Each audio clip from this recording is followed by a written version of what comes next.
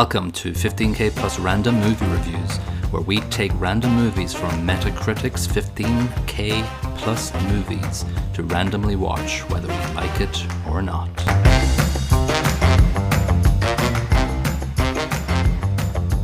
Hello and welcome to episode 44 of 15K Plus Random Movie Reviews. This is Colin. And this is Niall. This is random movie number 31 on Metacritic's all-time movie list. It's Some Like It Hot from 1959. Runs for 2 hours and 1 minute. Metascore of 98. User score of 8.3. Directed by Billy Wilder. He of famous movies. Yeah, he's got things like The Apartment and some other movies that I haven't seen. So, yeah, they're all reasonably high rated. It's just that they're ancient at this point. Yeah. Very short summary on Metacritic. When two male musicians witness a mob hit, they flee the state in an all-female band disguised as women, but further complications set in, which describes it very well in one sentence. Pretty much, yep. So a bit of a time frame for this. So Marilyn Monroe was pretty much only had maybe 3 or 4 movies after this one. She was in a bit of trouble. We all know about Marilyn Monroe's history, which is very tragic. Drugs, alcohol, maybe. Yep, all of the above. Getting involved with a bunch of hoodlums in real life, not just in this movie. And then JFK. No, I included him in the hoodlums. Yeah. Yeah, Frank Sinatra was around there, and the baseball player, I can't remember his name. But yeah, so if you look up the background of this movie, you'll find a lot of troubles with Marilyn Monroe on set, constantly late, hours late on a daily basis, forgetting her lines, like 20 to 30 takes of simple scenes, finally having to write her lines on a chalkboard. And rumor is that, you can see in certain scenes her eyes are flitting from left to right as she's reading out the lines written down on the blackboard. So I read as well that Wilder gave up on a few of the lines and just dubbed them in afterwards. Yeah. There was something about she was looking in the drawer for brandy, wasn't it? Yeah, near the end, bourbon. Yeah. So that was, I forgot I read about that, and then that scene was near the end. So so we have a sort of, as all 50s movies intro is, you get the titles and you don't get you don't get a preview or a prelude. You pretty much get that 50s swing band intro over the many people involved in the movie. And we get to the first scene of goons in a hearse with a coffin. I enjoyed this for a car chase from the 1950s. It's pretty intense, like. Yeah, he did a good job with this. I was thinking that too. Yeah, there's daft bits in it, like the shootout and the cops hanging out of the car. That's Keystone Cops kind of tomfoolery, but the cars themselves and the maneuvers they're making are a bit, and really crap cars. It's quite impressive. Yeah, there's some handling done there, and a lot of the cops hanging off the cars, very Keystone Cops esque. And the bad shots as well, like stormtroopers as well. Like. They did shoot the booze though. I thought that was very unfortunate. Yeah, they shot through the coffin in the hearse, and of course it's Prohibition time. It's set in Chicago, 1929, and the hearse finally gets away from the cops, and they pull up to a funeral parlor, take out the coffin, and it's the booze delivery, and hired goons, booze delivery. So you're it's a front, basically. It's a funeral parlor at the front for a speakeasy. Yeah. And Spats Columbo is the great name, because he wears spats. Yeah. So he's involved in it, and so we see there's a couple of detectives outside, and he's about to go in and go. He's got this inside goon who's giving him all the thing. Mole. What was his name? Oh, Toothpick. Something Toothpick. Oh, that's it. Yeah. Joey Toothpick. Joey Toothpick. Yeah. So he's an important small character because he comes up later and is the impetus for the Nuns on the Run escapade. Pretty much, yeah. Yeah. So the cop goes over and he's been given the whole, I'm here for my granny's funeral. I'm a pallbearer, and that gets him a front row seat. And he goes, yeah, give me a whiskey. And the guy goes, no, we only serve coffee here. Irish coffee, Scotch Jamaican coffee. Yeah. I'll have a Scotch coffee then, please. Yeah. Some ice. So the band plays. There's a couple of, what do you call them? Gaga girls or go-go girls on the stage. Gaga. Gaga. Yeah. Yes, children. Yeah. So we see Lemmon and Curtis, Jack Lemmon and Tony Curtis as the band members. They're playing double bass and sax. And you can tell, like, they're in between songs, or actually they start talking as the song plays. Yeah, they just give up on the song and just chat away about what they're going to do with their money, which I thought was humorous. I think it's intentionally stupid. I thought it was very much like Dumb and Dumber and setting it up. Like, the two of them are in money issues, nothing's going well for them, and Curtis is just going, let's put all our stuff on the bookies tomorrow. And get dead set, 10-1, definitely going to win. Yeah. So that's Joe and Jerry. And so, yeah, it just reminded me, and especially Jack Lemmon's character, Jerry, very facial reactionary, like Jim Carrey as well. I have a sneaky suspicion that Mr. Carey may have been a Lemmon fan when he was a kid. I looked it up. I searched it up, and there was no connections. I asked ChatGPT, is there any sort of strong, concrete connection quotes from Jim Carrey? Never said it. No, he's never said it out loud, and he has mentioned. I've forgotten that. There were some other people from that time period that he got influenced by, but this wasn't one. Oh, okay. You can definitely see the facial expressions, as you say. It's very plastic, it's malleable face. And I texted you today because I still can't figure out what he reminds me of. So Metroland, maybe, was it? I was trying to think of it as well. Where he was gomless, look off into the distance. No, because throughout the entire movie, Jack Lemmon does this. He says a quip or a line, and he opens his mouth and goes, like, so it's very. And I thought it was the Grim Reaper in Bill and Ted's Bogus Journey. Yeah, I can see that. But because he does a couple of laughs. But there is a character in a movie or a TV show. I'm guessing it's a movie where it just totally said, "Oh my god, that's." But for all day, I just can't remember what it is. Basically, hopefully it pops up in one of our random movies in the future. Yeah, or I'll just remember it, random during this discussion. All right, so I also had to get a quote here that came up in Seinfeld, because he was mentioning he's a real mudder as the horse. That comes up in Seinfeld. His mother was a mudder. Anyway, oh, okay. Yeah, I haven't seen that. No. Okay, so there's raids going on, and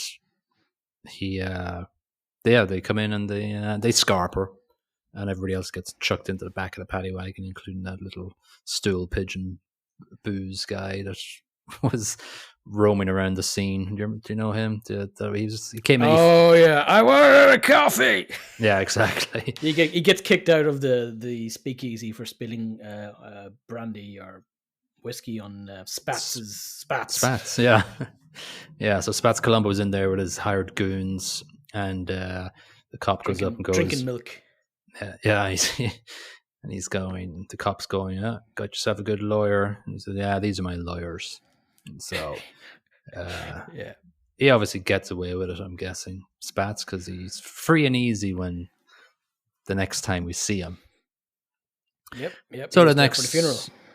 Yeah. So the next day, Jerry and Joe are searching the musical agents' offices, and Polyakov, they're looking for two girls, and the receptionist is going, yeah, go on in there, looking for two musicians, and sort of sets them up in a sort of a gentle pun, whatever. But in the end of the day, that receptionist gives them her car to go to. Well, this is actually what they do. Is originally they turn it down because they're like, no, we don't want to be women but they do get a gig. I can't remember which state. Like, was it New York or something? Yeah, it was up So 100 north. miles away or something. I can't remember where it was, but Yeah. they had a drive to it. Obviously, these bums don't have their own transportation. No dog van. No dog van, unfortunately, or little motorbike. Because they were like, it's Jerry that goes, Jack Lemmon's character that goes, yeah, we can do that, and Joe's like going, no, are you crazy? But then when they get into trouble in a little bit, it's Joe that's going, yeah, we need to do this. We need to dress up as women and go to Florida quickly. Yeah. Anyway, they're on their way to pick up the car in the car park, on Valentine's Day. Oh, Valentine's Day Massacre, I see. Yeah. So there's a bunch of goons in there, and then they're getting the car, and another Dumb and Dumber reference happens as well. Do you know what I'm talking about? So basically, the other goons come in and they shoot the shit out of the goons that were playing poker, and that's what McGee or whatever his name is. Yeah, Toothpick McGee, and so Jerry and Joe see that, and of course the petrol starts flooding out of the car, just like in Dumb and Dumber. Oh yeah! For God's sake, just give me that goddamn number. Nobody's leg goes on fire in this one, unfortunately. No. So basically, they're about to get shot as well, Jerry and Joe, because they find them. And Toothpick just suddenly reaches for the phone, and that this causes enough of a distraction to get the hell out of there. Yep, the lads panic and leg it down the road into a tobacceria or whatever the hell it's called. And Curtis then has an idea. He says, right, give me a quarter or a nickel. I need to make a phone call. And he calls the agency again and says, you know that job in Florida? Yeah, we'll take it. But he puts on his lady accent. Yeah. Which is actually quite convincing. Yeah, they do a good job. And then we have the kind of sort of famous walk to the train for them both, as we focus on their high heels.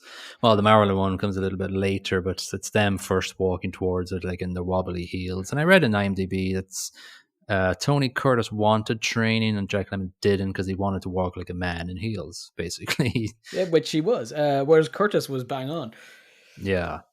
So so they're basically joining up with all the ladies, and then that's quite a famous scene. But the next scene is equally as famous, when Marilyn Monroe walks into shot, and then she gets tooted by the train. Yeah, it's a great shot. It's a nice, so iconic. Yeah, very iconic. And I kind of knew it was coming. Like, I knew it was in the movie, so it was like, yeah.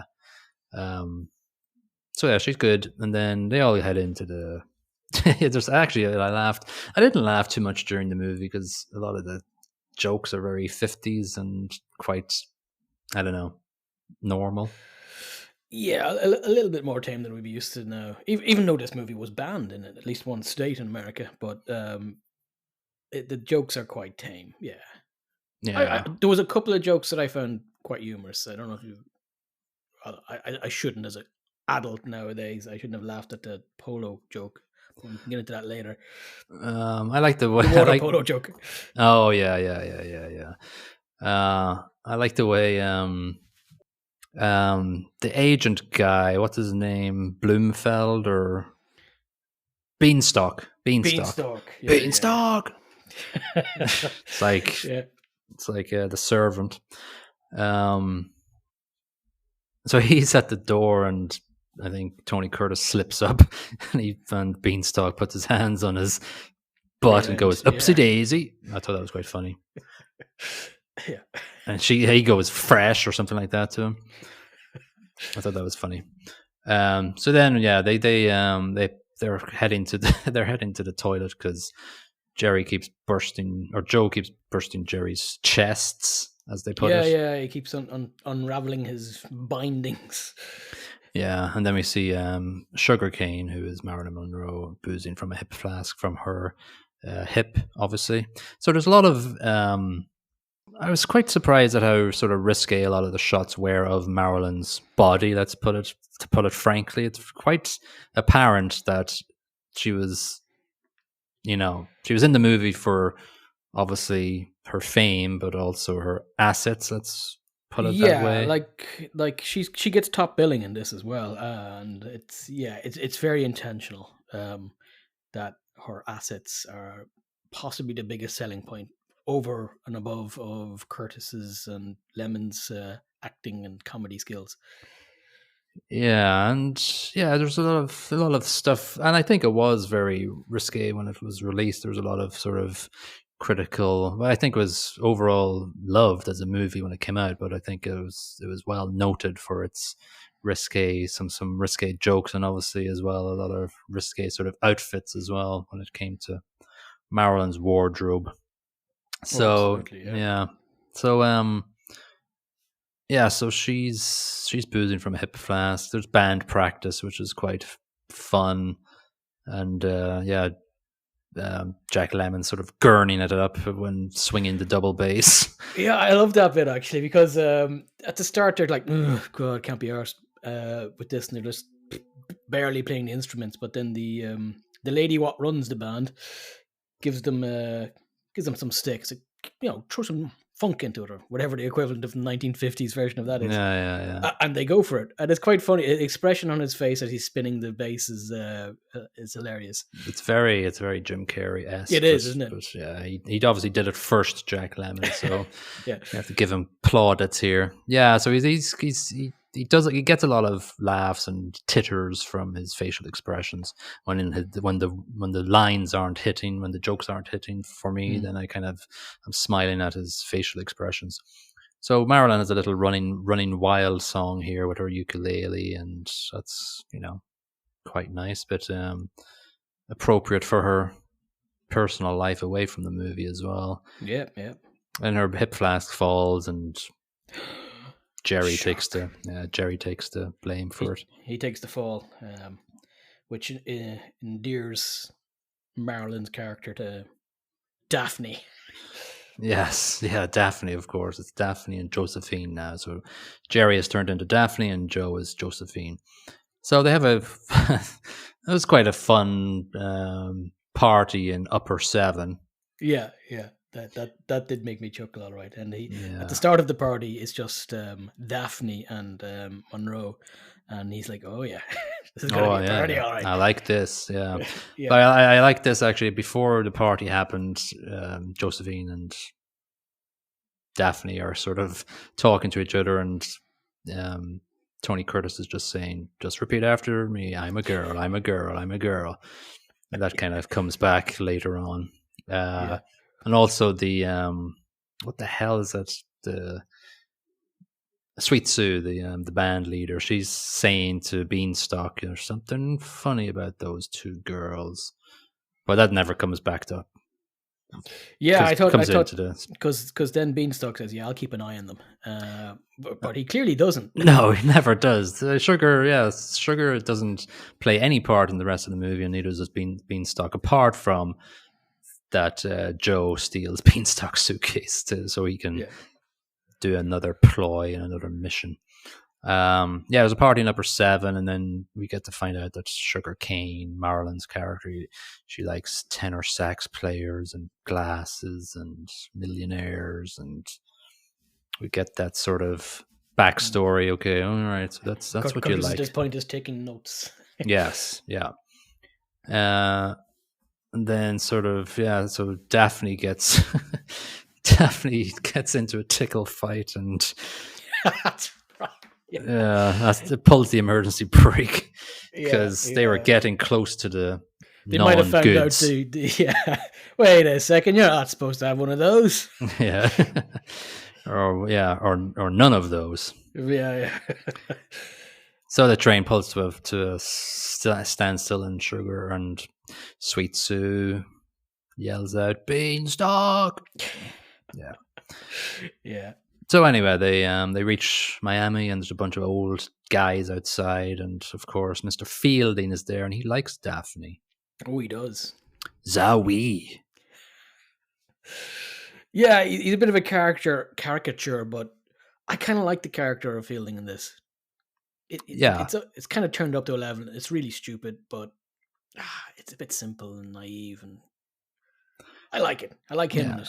Yeah, he's good, and he's harmless as well, really. And he's obviously going after a lady, but he's pretty pretty harmless as a character. He's not sort of obnoxious or anything. He's got a rubber face as well, which is He does fun. that huge smile he has on. Yeah. And he has the last line in the movie, and a lot of people say the most famous line ever in movie history. Yeah, I was quite surprised by that line, to be honest. From 1959, nobody's perfect. I was like, what?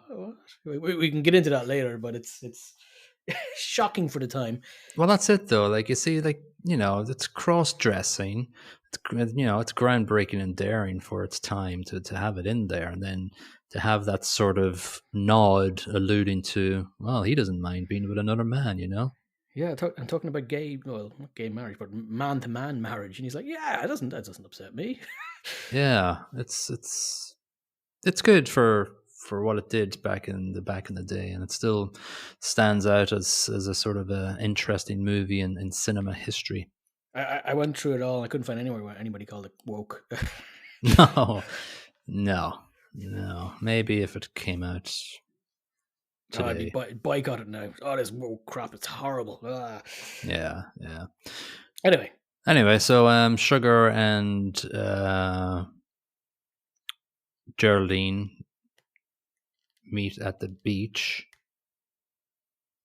No, who's Geraldine? Geraldine was what Daphne was supposed to be called. Oh, that's right. Yeah. Daphne meets Sugar at the beach, and they play around and have a few sports games, and Jerry / Daphne is going, oh, that could be, this is getting nice, isn't it?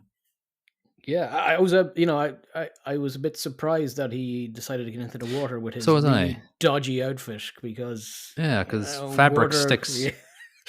But he gets away with it. He must have had significant shrinkage. Yeah, but as my wife rightly pointed out, that the onesie bathing suit they were wearing, all of them were all sort of ruffled around that area, so it kind of disguises certain packages. Yeah, I was just wondering what the chest area was like. What were they using for that, and how did that not get that's dislodged? That surprises me the most, considering it took Curtis just a couple of nudges to. Yeah, exactly. So anyway, his bindings. Yeah, so Tony Curtis, Joe / Josephine, has all this information about sugarcane and what she likes in a man. So he's and a new suitcase. Yeah, so he's stolen Beanstalk's suitcase, his stuff, and he's dressed up as this toity sailor dude, and he's got this sort of faux British accent on. He's playing. I had to Google this accent because I thought it was too interesting not to Google it. And the director in Mr. Cary Grant was the influenced on this. Wilder asked him to just, can you do a Cary Grant? Anyway, yeah, I'll give it a go. And director loved it. Yeah, stuck in. There you go. So he's playing all aloof to Sugarcane and sort of feeding her little tidbits of what she wants to hear. With his huge glasses on. And and his Cary Grant accent. And this is where... his bag of shells. His bag, yeah. I like to collect shells. Yeah. Because of the company. Shell Oil. Shell Oil. You're an oil boy? So then, she's... talking about hot jazz, and this is where the name of the movie comes in. Some like it hot. Yes. I'm not a big fan. I'm not a big fan. So, of course, Jack Lemmon recognizes Tony Curtis. Not impressed at this point. Not impressed. So he's... he runs back to the room with... Marilyn in tow, so as to catch him coming out of his outfit. I liked his throwaway line when he left, though. He went, "Bring your yacht." That was full. Yeah. That was fun. So anyway, they get back to yacht. They get back to the room, and he fully expects Joe not to be there, but he's in the bath. He's in the bath as her. Yes. Joe is in the bath as Josephine. That's super confusing. Yes. It's so confusing because they're playing so many different characters in the actual plot. Yeah, and later on they changed outfit and 3 times in 5 minutes when they're. We won't get into it now, but it is quite confusing. Yeah, well, like Tony Curtis plays 3 characters, Jack Lemmon plays 2. So they're constantly, and when you're reviewing something like this, you kind of have to change it up with their names as they go along. Might just say Curtis and Lemmon when it makes sense. So yeah, he's fully in full sailor's uniform that he's in. So Mr. Fielding wants Daphne on his yacht after the show. That's they get a ship to shore call.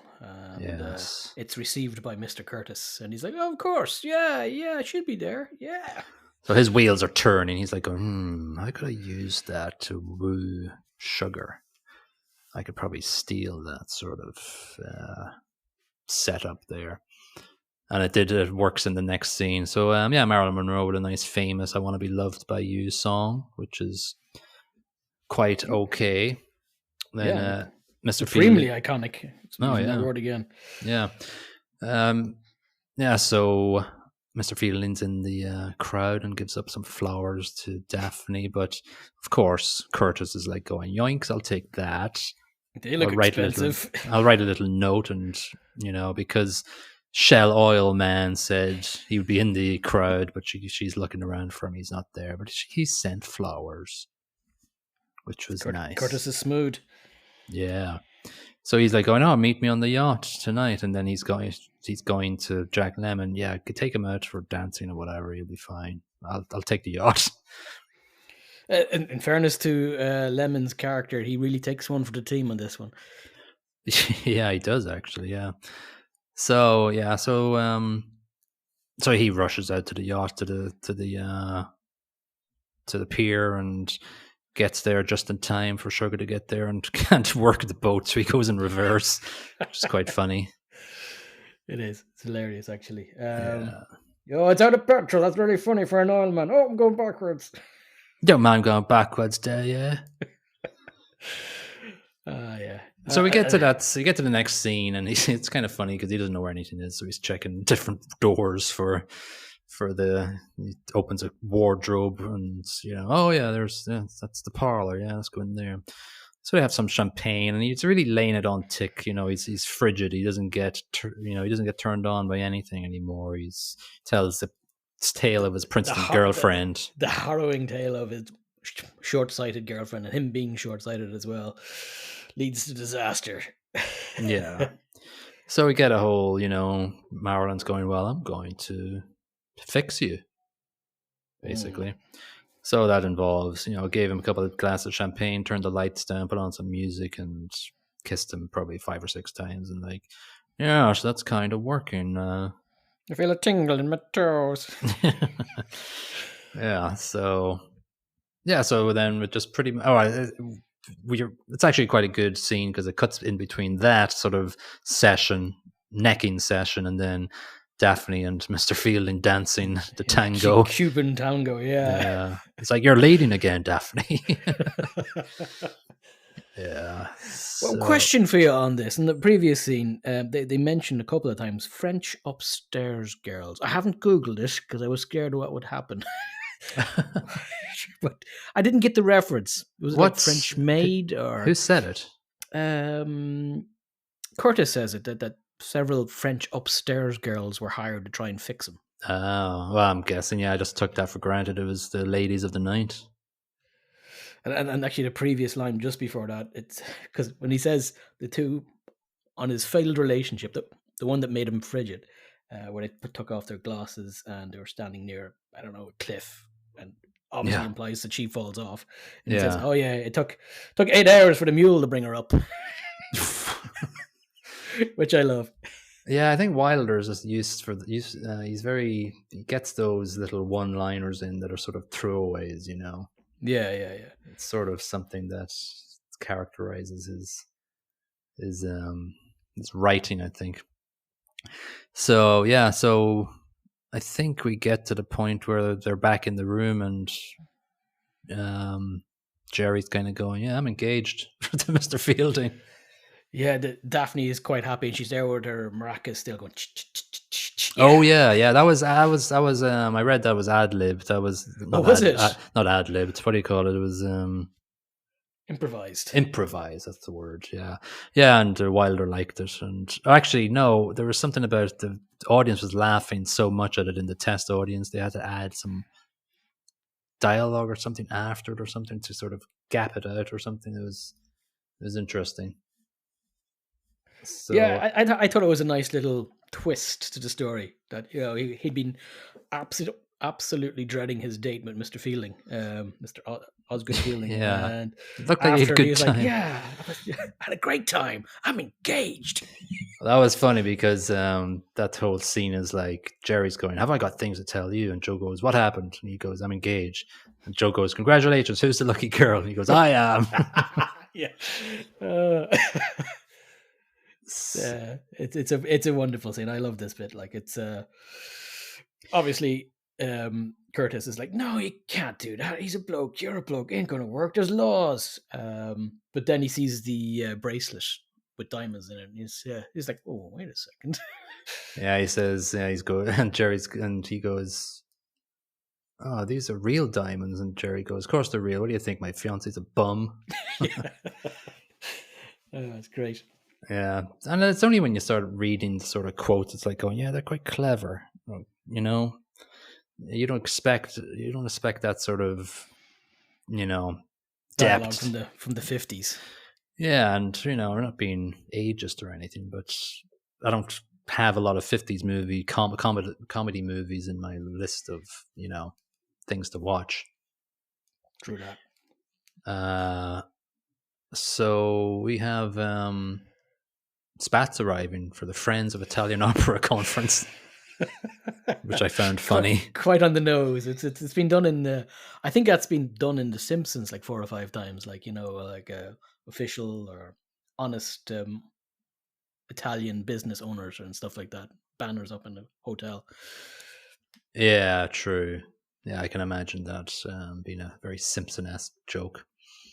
So we see the coppers there too, and then we see the elevator scene because Joe and Jerry are dressed as Daphne and Josephine, and Spats and his goons come in and goes, "Right, don't we know you? We ever up in Chicago?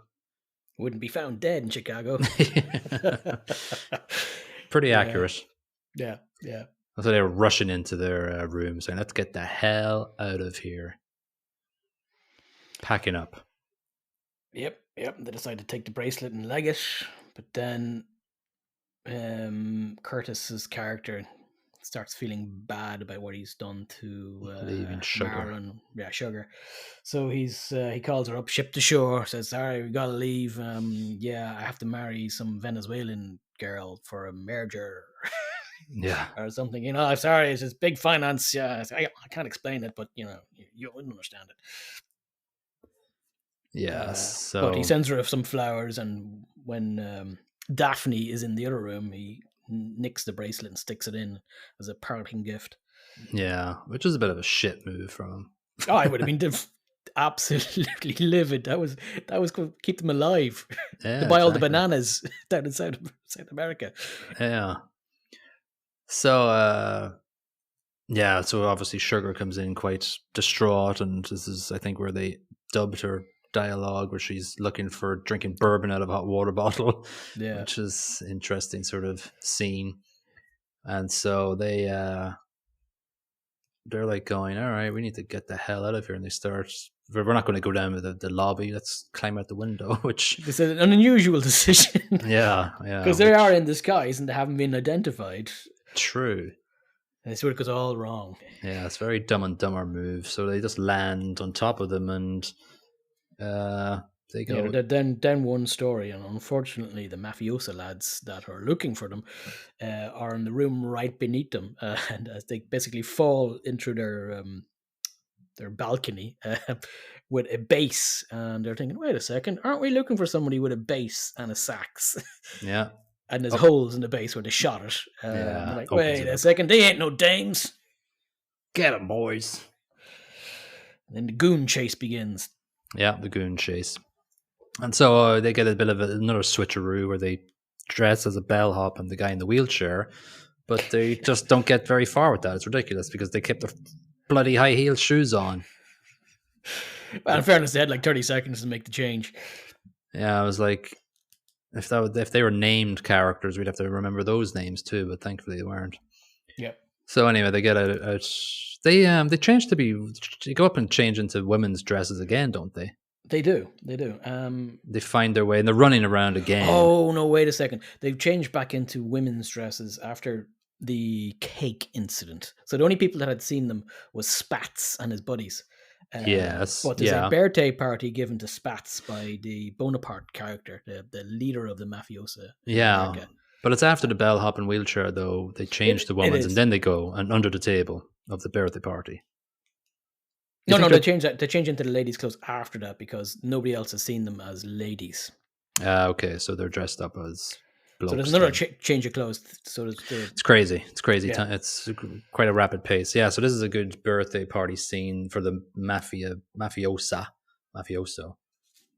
Special birthday cake. So they've got a dude hiding in the birthday cake that's going to off Spats, and don't. Yeah. So it's interesting because there's sort of a what do you call them? Bloody World War II Italian dude. Jesus Christ, what's wrong with my brain? Bonaparte? What? No, Hitler and Mussolini. Mussolini, sorry, yeah. Yeah, so this guy totally reminded me of Mussolini. He's standing up and he's got like a... Oh, yeah. He's got a hearing aid thing. And yeah, and so there's a 1 minute silence for the people that Spats killed.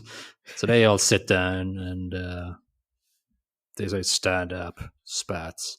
So they reluctantly stand up. And then he's laying into Spats. He's saying, going, some people would say Spats, blah, blah, blah. But I thought that was quite good. There was a couple of times he did that. And then he's like, well, it's your birthday. It's not my birthday for 3 months. It is now. Here's your cake. Yeah. And then, for he's a jolly good fellow for nobody, which nobody can deny, and that's the cue to shoot the crap out of Spats and his hired goons. In fairness, if Spats hadn't copped, he was about to die at this point. He's an idiot. Well, he's an idiot then, because he didn't cop. He didn't cop it. It was pretty bloody obvious. Yeah. I did have an issue, like, not that it really matters in this movie, but pretty much every one of the mafia guys were brutally acted. Oh, the goons? The goons, Spats, Toothpick Malone, or whatever his name was. and even Bonaparte, he might have been the best of them, but he was still a bit weak. I guess it was the dialogue they'd been given because they're tertiary characters. They don't really matter in the story. It feels incidental other than excuses for the lads to dress up in different clothes. Yeah. Minor gripe. No, that's fine. My minor gripe is that Jerry and Joe run out of the table before anybody notices them. Yeah, you could have just stayed there. Stay there. Yeah, but they ran away and they were going, "Get up, boys!" And like, Jesus Christ. Then the cops roll in, and what does little Bonaparte say? He says, "The birthday cake didn't agree with him" or something. Yeah, it's a bit of a weak excuse. Yeah, it's quite a nice soft pun. So yeah, the cops roll in. They're women again. They changed to being women again. They call Mr. Fielding. So we're coming with you. I need a lift. Yeah, you need a lift. And then I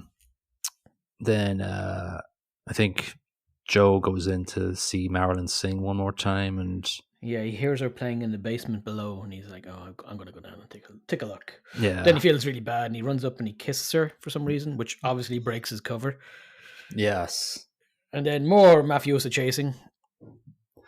Yeah, so it's like Josephine. So Marilyn goes, Josephine.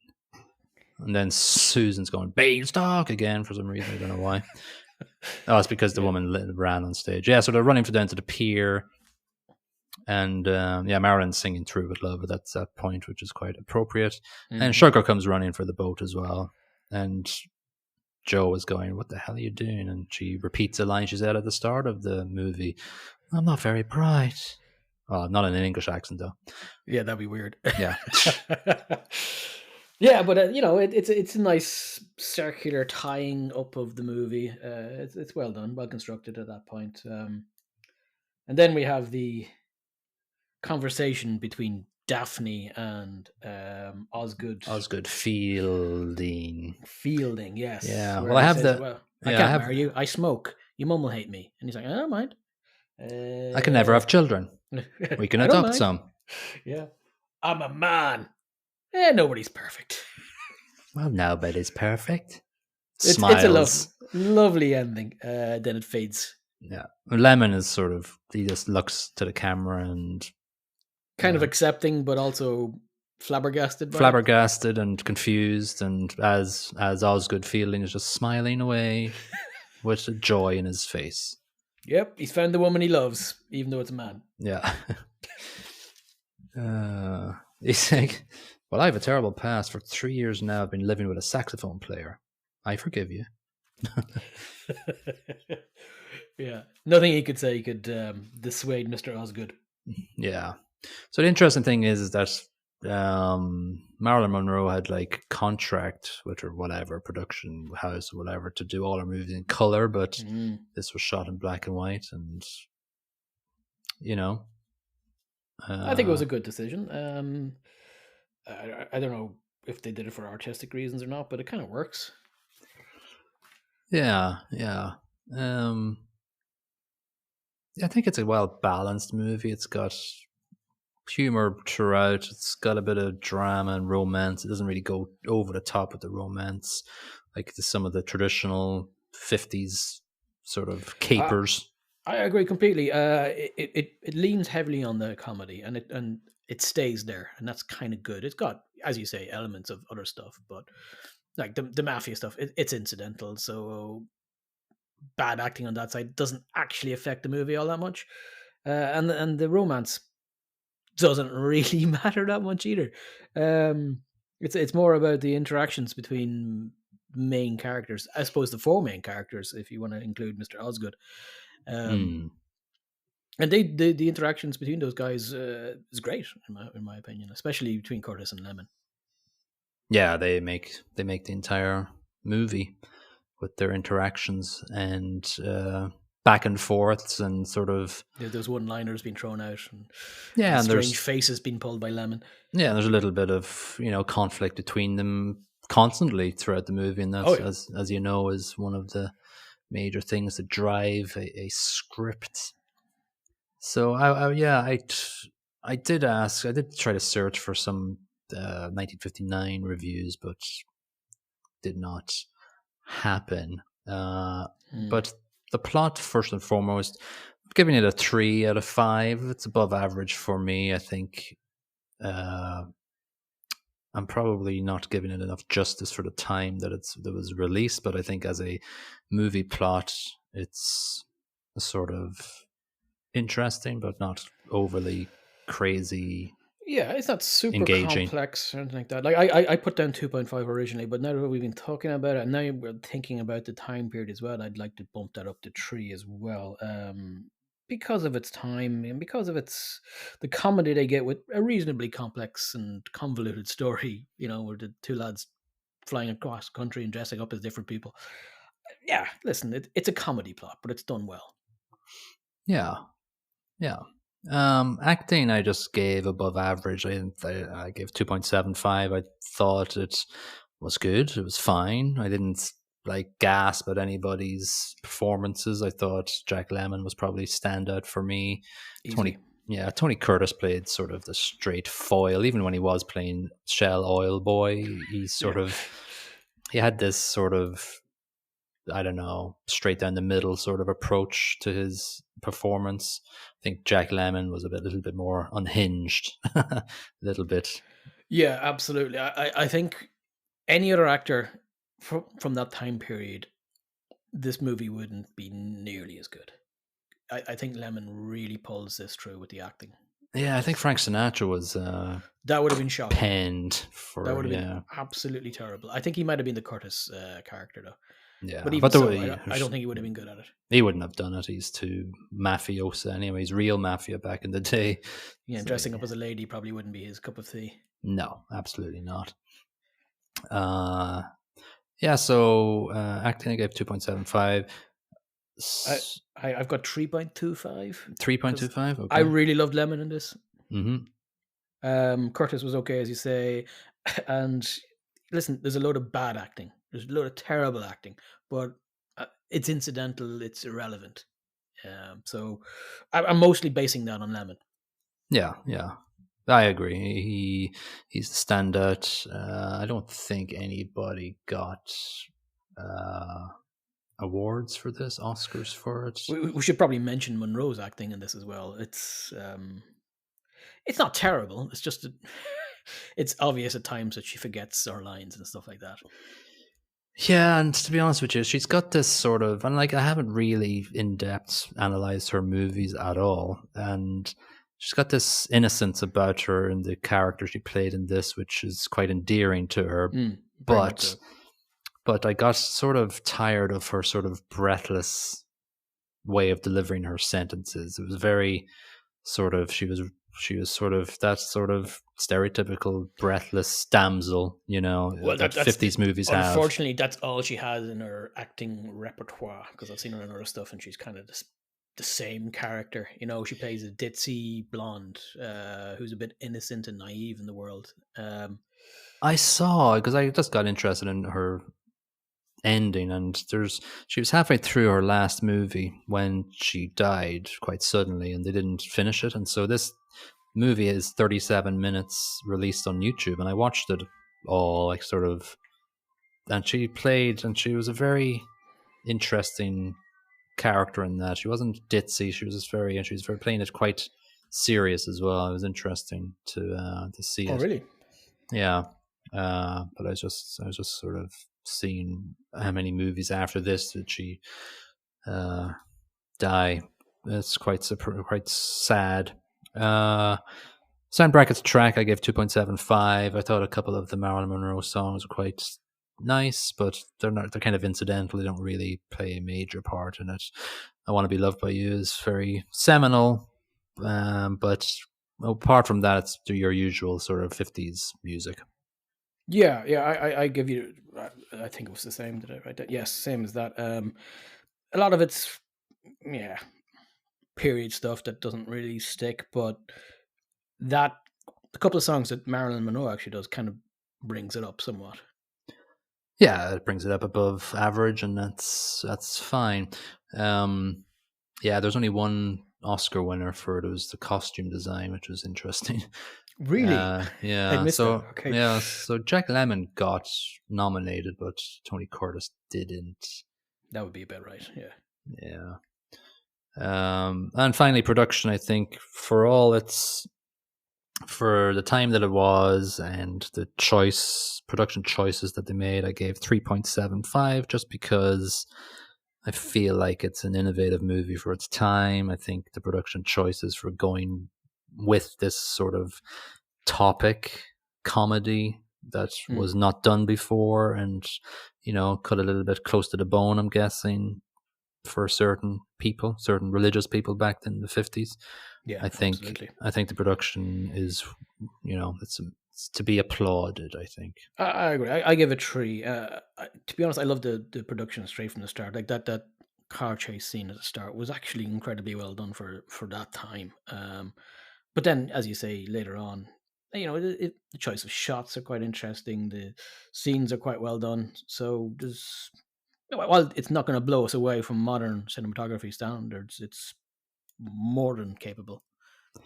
Yeah, it was good to dive into it and see what a sort of a well-known Marilyn Monroe movie that has, some people have said, I was looking online today, that's the best ending line in cinema history, which I don't think so. I'm not too sure of that. No. It's an interesting and funny one, but the best, I don't know. I'll give that to The Shawshank Redemption. What's the ending line in Shawshank? Excuse my ignorance. He says something like, I hope the water is as blue as it is in my dreams. Okay, I hope. Yeah. I hope. Get busy living, get busy dying. That's all I remember from that movie. It's a good one. All right, Time Magazine gave it 70 out of 100, said lipsticked, mascaraed, and tilting at a precarious angle. Actor Lemmon digs out most of the laughs in the script. As for Marilyn, she's been trimmer, slimmer, and sexier in earlier pictures. It's kind of nasty. That's a bit harsh, all right, isn't it? It's like, wow, is that what you're commenting on how she looks as opposed to how she acts? That's harsh. Yeah. Empire magazine, Angie Arrigo says, key to its success, along with its vivid characters and brilliant performances, is the snappy pace throughout, non-stop gags, invention, twists, and comic incident flow as Joe and Jerry, sexy Curtis, and screamingly funny Lemmon elude mob boss George Raft by wriggling into an all-girl jazz band, with Josephine and Daphne's legendary drag act taking in amorous adventures, seductive deceptions, and madcap pursuits. There's a lot of long sentences in that review, and you need to break it up a little bit. Stick in a comma, goddammit. Yeah, there's a lot there. There's a lot of dashes that just made the sentences really long. She gave it 100 out of 100, which... Yeah, no. Yeah. Like, I think it's insane how highly rated this movie is, and I enjoyed watching this. It's a good movie. It's a good for a laugh. It's some interesting parts in it. 100 out of 100? No. And what was this rated again? Like 41 or 31? 31. 15K? That's an insane number. Yes, it is. But who are we to judge? I thought that was a job. Exactly. All right, so let's put our woman's clothes back in the closet. And I refuse to put my woman's clothes back in the closet. And finish off this episode.